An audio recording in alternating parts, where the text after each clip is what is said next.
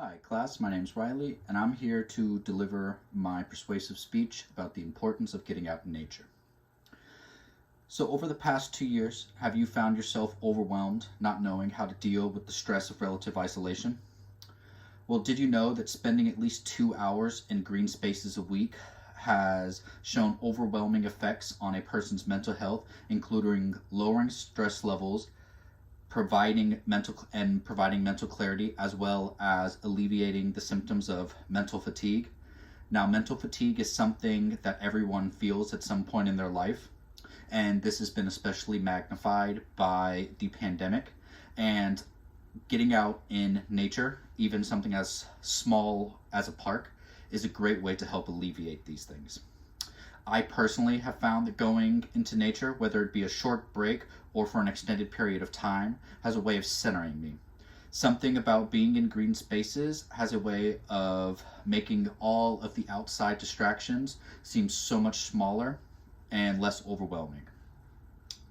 A study was actually performed at the University of Exeter, and it found that people who spend 2 hours a week in green spaces were more likely to report good mental psychological health, whereas people who did not spend at least 2 hours in green spaces reported no results at all. So mental fatigue is something that everyone goes through, and it can lead to a myriad of different mental issues, as well as a lack of productivity and an overall lack of happiness. Now, it is something that many people, especially throughout the pandemic, have just normalized and assumed that that's just how life is, which is not true. People do not take the time to check on their mental health, whether it be not enough time, whether they don't know how, whether they just haven't been exposed to a certain level of mental clarity and a certain way to live their life with more relative peace. Even a simple walk through the park can have many benefits, including improved attention, lowering stress, bettering your mood, and reduced risk of psychiatric disorders, even upticks in empathy and cooperation, says the American Psychological Society.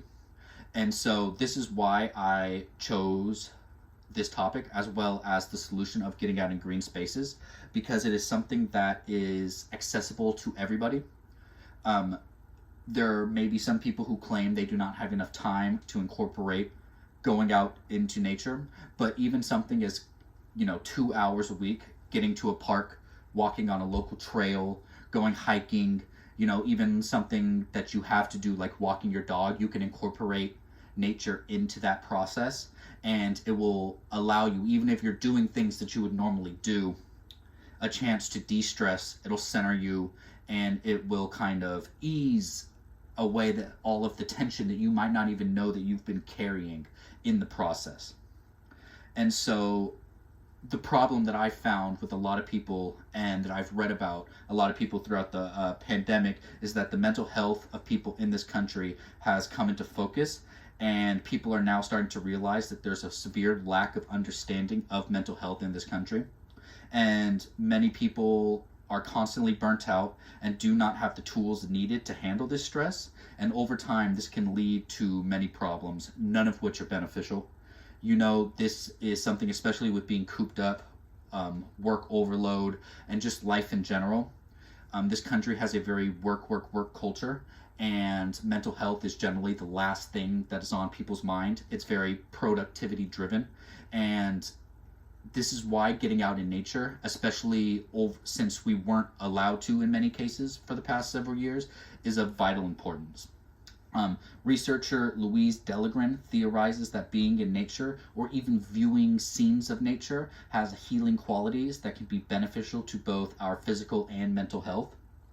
And so that's why I'm calling everyone viewing this speech into action to try and incorporate more time in nature. Even if you already do spend over 2 hours in nature, try to get out in green areas and green spaces as much as possible, because it really will give an uptick in natural endorphins, and over time you will likely see yourself just be more at ease in your everyday life, and it'll give you a chance to prioritize things and really just kind of center yourself and relax so you're not kind of caught in this vicious cycle.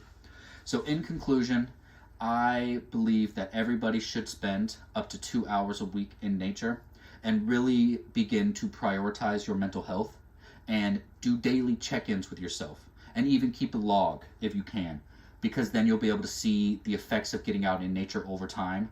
And I believe that within, even as little as a few weeks, you'll start to really see a positive benefits of nature on your kind of daily mental well-being. So thank you for listening to my speech, and have a great rest of your day.